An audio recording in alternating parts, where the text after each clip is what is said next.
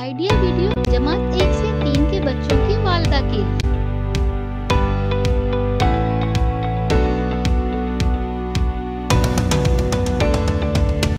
अस्सलामु अलैकुम।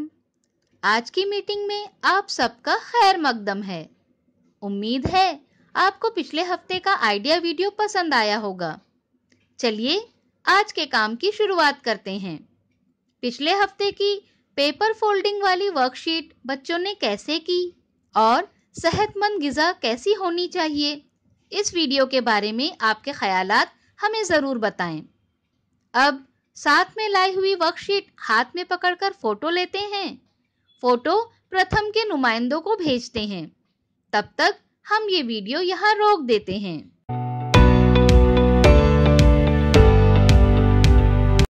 चलिए अब आगे की सरगर्मी करते हैं, जिसका नाम है करके देखते हैं। तमाम वालिदा दायरे में बैठें। एक प्याले में कुछ चावल, चने की दाल और मसूर की दाल एक साथ जमा करें। इस मिक्सचर की एक मुट्ठी हर वालिदा को दें। अब हर एक वालिदा को चावल, मसूर की दाल और चने की दाल को अलग अलग करना है। जमीन पर चौक से हार की तस्वीर बनाना है और उस पर चावल और दाल रखकर हार सजाना है। ये सरगर्मी होने तक वीडियो यहाँ रोक देते हैं।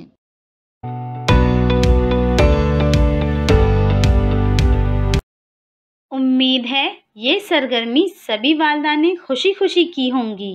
चलिए अब आगे की सरगर्मी करते हैं, जिसका नाम है कुछ नया सीखते हैं।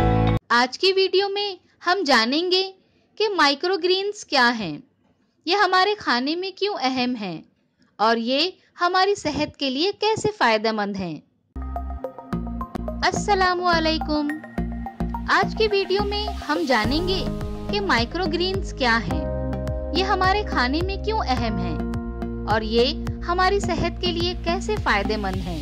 कोविड-19 की वजह से आज हर घर में कुव्वत मदाफ़त बढ़ाने पर जोर दिया जा रहा है। इसके लिए हमें ये सोचना होगा कि दूसरी और कौन सी चीजें हमारे खाने में बहुत ज्यादा ग़िज़ाइयत हासिल कर सकती हैं। इसका एक जवाब माइक्रोग्रीन भी है। माइक्रोग्रीन नरम टहनियाँ और पत्ते हैं जो अनाज सब्जी के बीज लगाने के चंद दिनों बाद निकलते हैं, जिन्हें पकाकर या बगैर पकाए खाने में इस्तेमाल किया जाता है।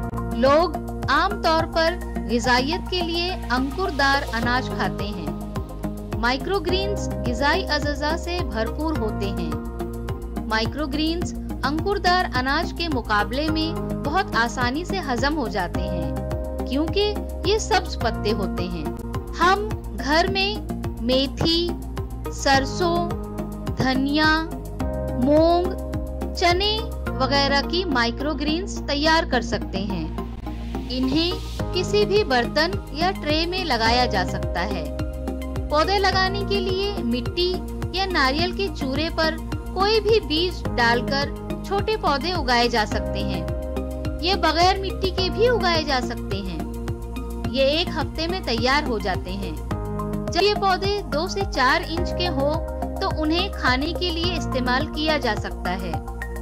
माइक्रोग्रीन्स को किसी भी चाट, चीला, सब्जी, पराठा, सैंडविच में इस्तेमाल किया जा सकता है। हमें उम्मीद है कि आपको ये वीडियो पसंद आया होगा। आगे ऐसे ही दूसरे वीडियो के साथ मिलते हैं। तब तक के लिए शुक्रिया।